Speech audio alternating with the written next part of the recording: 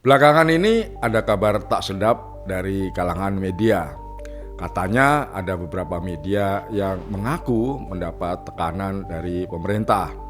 Ada juga, nih kabarnya lagi ya, ada media yang sering ditelepon penguasa, entah penguasa dari mana gitu ya.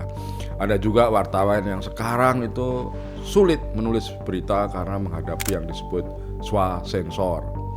Ada juga awak redaksi yang merasa disudutkan setelah menulis berita. Ada juga media yang marah karena dituduh sebagai antek asing. Sebetulnya ada apa dengan media kita? Benarkah pemerintah menekan media?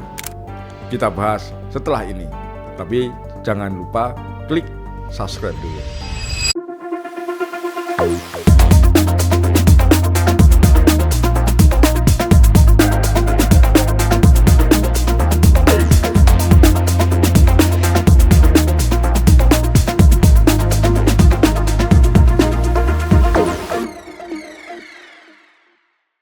Media, wartawan yang gelisah karena merasa diteror atau mendapatkan tekanan oleh siapapun, itu sesuatu yang wajar. Kegelisahan mereka bahkan rasanya patut didengar.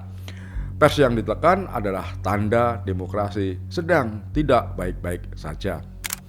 Wartawan yang diteror bukan hanya korban personal, melainkan ada gejala bahwa ruang publik sedang diusik. Redaksi yang dibungkam bukan sekedar kehilangan kenyamanan kerja, tetapi juga kehilangan sebagian kemampuannya melayani publik. Karena itu, pers berhak menggugat kalau merasa ditekan. Pers berhak marah kalau merasa diteror. Pers pun berhak mengatakan bahwa kekuasaan tidak boleh memakai aparatusnya, menggunakan regulasi, menekan pemilik modal, buzzer, atau memberikan tekanan informal untuk membatasi kerja-kerja jurnalistik. Tidak ada demokrasi yang sehat bila wartawan bekerja sambil menghitung risiko yang membuntuti. Dilaporkan, diretas, diancam, atau ditelepon oleh orang yang namanya tidak muncul dalam struktur resmi, tetapi suaranya cukup membuat ruang redaksi menurunkan atau mencabut beritanya. Namun setelah kegelisahan itu diakui, sebetulnya ada pertanyaan lain yang lebih tidak nyaman. Ketika pers mengkritisi atau menuntut kekuasaan bertanggung jawab, apakah pers juga masih cukup bertanggung jawab terhadap caranya dalam mencari dan menyampaikan kebenaran? Pertanyaan ini tentu bisa membuat wartawan tidak nyaman. Tapi justru karena itu, menurut hemat saya, pertanyaan tersebut layak dan perlu diajukan. Mengapa? Karena wartawan selalu punya kosakata yang besar tentang demokrasi. Misalnya kebebasan, keberanian, kebenaran, dan akuntabilitas. Semua kosakata itu penting, tetapi kosakata seperti itu tidak otomatis membuat kerja jurnalistik menjadi benar. Kebebasan pers bukan cek kosong. Ia bukan izin untuk menuliskan apa saja atas nama demokrasi atau kebebasan pers. Justru ketika pers menggugat kekuasaan, standar etikanya harus lebih tinggi daripada pihak yang digugat. Misalnya kalau negara gelap, pers tidak boleh ikut-ikutan gelap. Kalau kekuasaan manipulatif, pers juga tidak boleh membalasnya dengan narasi yang sudah menentukan kesimpulan lebih dulu, baru setelah itu mencari bukti yang cocok. Kalau pejabat enggan menjawab, pers tetap harus menunjukkan bahwa permintaan tanggapan sudah diminta atau dikirim. Sehingga kalimat seperti hingga tulisan ini diterbitkan pihak terkait belum merespon permintaan konfirmasi dari redaksi, itu sebetulnya bukan hiasan yang formal. Itu adalah pagar etik. Tanpa pagar itu, kritik mudah berubah menjadi pamflet. Dan pamflet, sekeras apapun nadanya, tidak otomatis menjadi karya jurnalistik. Dalam jurnalisme, pertanyaan paling sederhana sering lebih penting, yaitu pertanyaan sudah ada konfirmasi atau belum. Pertanyaan itu kadang mengganggu, terutama ketika tenggat sudah dekat dan naskah sudah terasa kuat. Jadi hanya butuh konfirmasi saja. Tetapi disitulah martabat kerja jurnalistik dijaga. Berita yang tidak memberi kesempatan kepada pihak yang dikritik untuk menjawab akan mudah diserang balik. Bukan hanya oleh pengacara, tetapi juga akal sehat pembaca. Kita, masyarakat, sering membaca tulisan yang menggugat tekanan terhadap pers atau media. Ada klaim besar tentang aktor politik yang menekan atau meneror media misalnya. Ada dugaan kelompok kekuasaan yang mengatur pemberitaan, sering menelpon dan sebagainya. Ada juga cerita tentang operasi senyap untuk menguasai ruang informasi. Semua itu mungkin benar, karena Indonesia bukan negeri yang terlalu polos untuk hal-hal semacam itu. Tetapi kebenaran jurnalistik tidak cukup dibangun di atas kalimat rasanya masuk akal. Jadi jika sebuah tulisan menyebut ada aktor politik yang bermanuver menguasai media, pembaca seperti kita berhak bertanya, siapa aktornya? Medianya apa? Jalurnya bagaimana? Apa buktinya? Siapa yang mengonfirmasi dan apakah pihak tertuduh sudah dimintai tanggapan? Bila sebagian informasi tidak bisa dibuka karena misalnya ada alasan keselamatan narasumber, wartawan yang menulis tetap perlu menjelaskan bagaimana informasi itu bisa diuji. Tanpa penjelasan semacam itu, pembaca hanya diminta percaya pada otoritas penulis atau wartawan. Ini sesuatu yang berbahaya, sebab wartawan bukan pemegang tongkat kebenaran. Wartawan adalah pekerja verifikasi. Hal yang sama berlaku ketika wartawan bicara tentang swasensor. Istilah swasensor sering dipakai untuk meraih simpati publik. Karena publik begitu mendengar banyak wartawan melakukan swasensor, publik langsung membayangkan ruang redaksi yang muram. Ada redaktur yang gemetar, reporter yang menunduk, dan kekuasaan yang berhasil membuat semua orang di ruang redaksi menjadi diam. Sebagian gambaran itu benar, tapi sebagian tidak.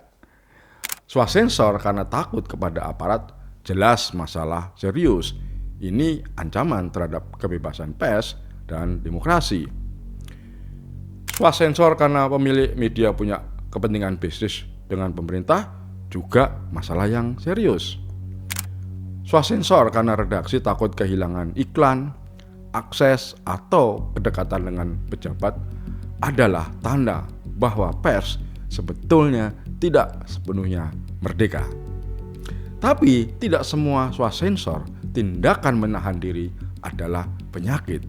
Ketika seorang wartawan tidak menulis identitas misalnya anak korban kekerasan, itu namanya swasensor yang artinya menahan diri. Ketika editor membuang kutipan bernada kebencian karena bisa memicu kekerasan atau konflik horizontal, itu namanya juga menahan diri, bukan swasensor yang konotasinya negatif. Jadi masalahnya bukan semata apakah wartawan menahan diri. Masalahnya adalah mengapa ia menahan diri. Bila karena takut pada kekuasaan seorang wartawan melakukan swasensor, maka itu namanya represi. Bila wartawan tunduk pada pemilik modal, itu problem ekonomi politik media. Bila karena menghormati akurasi, keselamatan korban, hak pribadi atau privat, dan dampak sosial pemberitaan, itu tanda kematangan redaksi. Wartawan yang baik bukan hanya tahu kapan harus menulis, ia juga tahu kapan harus berhenti. Dari sini, krisis pers hari ini tidak bisa dibaca hanya sebagai cerita tentang kekuasaan yang menekan atau meneror. Itu memang bagian penting dari masalah, tetapi bukan satu-satunya. Pers sebetulnya juga menghadapi krisis dari dalam. Ada model bisnis yang rapuh, mutu yang menurun di berbagai media. Ada faktor kepemilikan yang bermasalah. Ada etika yang kerap dinegosiasikan dan kepercayaan publik yang makin turun. Sebagian kritik publik terhadap media lahir dari pengalaman buruk yang selalu berulang. Judul misalnya dibuat lebih panas daripada isinya. Narasumber tunggal dijadikan dasar kesimpulan besar. Berita yang belum lengkap dipaksa tayang karena semua takut kalah cepat dari media yang lain. Konflik dibuat seakan-akan pertandingan. Kesedihan korban dijadikan bahan bakar traffic. Doorstop jurnalisme atau jurnalisme cegat dijual sebagai kerja lapangan atau dikesankan sebagai kerja jurnalistik di lapangan. Padahal praktik semacam itu seringkali hanya parade mikrofon untuk mengejar satu kalimat yang mungkin viral.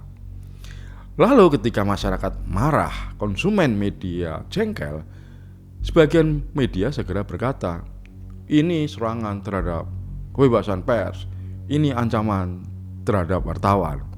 Padahal tidak selalu begitu.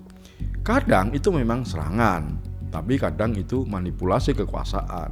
Tetapi kadang-kadang juga harus diakui itu reaksi terhadap kerja jurnalistik media yang buruk. Mengakui hal itu tidak berarti membenarkan kekerasan atau tekanan terhadap wartawan. Intimidasi atau teror tetap harus dilawan, tetapi hilangnya kepercayaan publik tidak jatuh dari langit. Ia sering tumbuh dari pengalaman yang dikecewakan berulang kali oleh media atau wartawan. Pers bisa menjadi korban tekanan atau teror, tapi sekaligus juga pelaku kelalaian.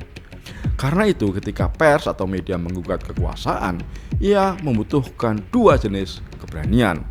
Yang pertama, keberanian menunjuk keluar kepada aparat yang menekan atau meneror, pejabat yang mengancam, pemilik modal yang menyandera redaksi, regulasi yang dipakai untuk membungkam, dan kekuasaan yang ingin mengendalikan ruang informasi. Yang kedua, keberanian menunjuk ke dalam, ke internal, kepada redaksi yang malas melakukan verifikasi, editor yang terlalu mudah tunduk pada klik, pemilik media yang menjadikan ruang redaksi sebagai pelengkap atau daya tawar bisnis utamanya, juga wartawan yang terlalu percaya pada narasumber anonim, dan organisasi profesi yang lebih cepat membela anggotanya daripada memeriksa standar etikanya. Otoritas moral pers tidak lahir dari kartu pers, sejarah panjang, nama besar, atau keberanian menulis kata rezim dalam judul berita. Otoritas moral lahir dari hal-hal kecil yang mungkin terasa membosankan. Misalnya verifikasi, konfirmasi, konteks, proporsi, akurasi, koreksi, transparansi metode, dan kesediaan memberi ruang kepada pihak yang tidak disukai untuk menjawab. Seandainya pers melupakan hal-hal itu, ia memberi hadiah kepada kekuasaan. Kekuasaan jadi tidak perlu bersusah payah membantah substansi kritik. Kekuasaan cukup menunjukkan cacat prosesnya dan metodenya. Mana buktinya? Mengapa kami tidak dikonfirmasi? Kenapa semua sumber anonim? Kenapa opini dijanjikan sebagai fakta? Kenapa asosiasi dianggap bukti? Pertanyaan-pertanyaan seperti ini adalah senjata yang kuat untuk menumbangkan berita. Lalu perhatian publik bergeser bukan lagi pada tekanan terhadap pers, melainkan pada kelemahan kerja pers. Inilah tragedinya. Isu penting jadi kalah bukan karena tidak benar, tetapi karena disampaikan dengan cara yang memberi celah terlalu lebar untuk diserang balik. Kalau kekuasaan ingin membungkam, jangan bantu mereka dengan naskah atau berita yang cacat atau rapuh. Kalau demokrasi sedang menyempit, jangan lawan penyempitan itu dengan tulisan yang longgar secara etik dan metode. Kalau publik makin sulit percaya, jangan minta publik percaya hanya karena media berkata sedang membela kebenaran. Dalam jurnalisme, kebenaran bukan sesuatu yang diklaim atau diumumkan. Ia harus ditunjukkan melalui cara kerja, melalui proses yang taat pada kode etik. Pers tetap harus menggugat, Pers yang tidak menggugat kekuasaan ketika kekuasaan menyimpang justru sudah kehilangan sebagian jiwanya. Teman-teman, kebebasan pers tidak hanya dipertahankan dengan keberanian menghadapi represi. Ia juga dipertahankan dengan disiplin menjaga standar. Maka pertanyaannya kembali ke awal. Ketika pers menuntut kekuasaan bertanggung jawab, apakah pers juga masih cukup bertanggung jawab terhadap caranya sendiri saat mencari dan menyampaikan kebenaran? Tabik.